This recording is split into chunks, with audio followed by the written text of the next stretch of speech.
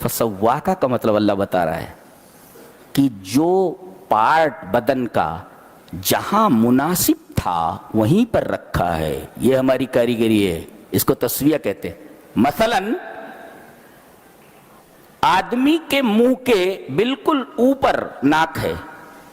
آدمی کوئی چیز کھانے لگے فوراً اس کی بو معلوم ہو جاتی کیسی ہے. اگر یہ ناک پیچھے ہوتی تو کیا ہوتا؟ جی دیکھ رہے ہیں آپ, جو جہاں مناسب تھا رکھنے کے لیے اللہ نے اس کو وہیں رکھا ہے. آدمی منہ سے کھاتا ہے, بالکل اس کے اوپر ناک ہے. آدمی کھائے تو پتا چلے کیا کھا رہے ہیں, بو کیسی ہے, اچھی یا بری. اور اس کے عین اوپر آنکھ ہے تاکہ دیکھے کہ کیا چیز ہے. اور یہ بھی اللہ نے فرمایا یہ ہمارا رحم ہے کہ آنکھوں کے اندر ہم نے اتنی بینائی نہیں عطا کی ہے, ورنہ تم کھانا بھی نہیں کھا سکتے تھے, پانی بھی نہیں پی سکتے تھے. اس لیے کہ اگر مائکروسکوپ سے دیکھا جائے, مجہر سے, تو پانی کے اندر اتنے کیڑے سے کل بلاتے نظر آئیں گے, آدمی پی نہیں سکتا ہے پانی. جی تو یہ تصویر ہے. یہ ہم نے آنکھوں کی بینائی کو اس حد تک رکھا ہے کہ تم پانی پی سکو.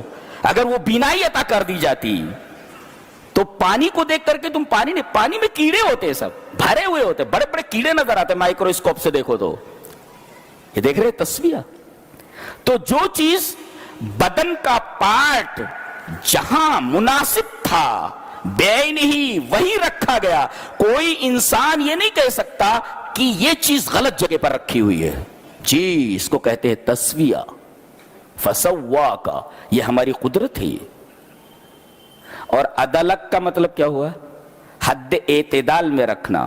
جی جو پارٹ جہاں مناسب تھا وہیں رکھا, یہ تسویہ ہے. اور عدلک کا مطلب اعتدال. اعتدال کا مطلب برابر, ایک ہاتھ چھوٹا اور ایک ہاتھ بڑا, ایک آنکھ گولی کے برابر اور ایک آنکھ گولے کے برابر. کیسا لگتا ہے آدمی؟ حد اعتدال میں نہیں رہتا. ایک ہاتھ چھوٹا ایک ہاتھ بڑا, ایک آنکھ گولی کے برابر ایک آنکھ گولے کے برابر, کیسا لگتا ہے انسان؟ تو اعتدال میں رکھا اس کو, بالکل برابر. ایک ہاتھ جتنا بڑا ہوتا ہے اتنا بڑا دوسرا ہاتھ ہوتا ہے. ایک پیر جتنا بڑا ہوتا ہے دوسرا پیر اتنا بڑا ہوتا ہے. ایک آنکھ جتنی بڑی ہوتی ہے دوسری آنکھ بھی ویسے بڑی ہوتی. جی اور اعتدال یہ جیسے مچھر ہے, بڑھ کر کے ہاتھی نہیں ہو جاتا. حد اعتدال میں ہاتھی گھٹ کر کے مچھر نہیں بنتا. ناخن بڑھتا رہتا ہے اس لیے کسے کاٹ سکتے ہو, لیکن ناک اگر بڑھنے لگے تو کیا حال ہوگا؟ وہ حد ہے اس کی, اعتدال میں رکھا ہے ہم نے اس کو. اتنا بدصورت ہو جاؤ گے تم. یہ ساری چیزیں اللہ یاد کرا رہا ہے تم کو. دیکھو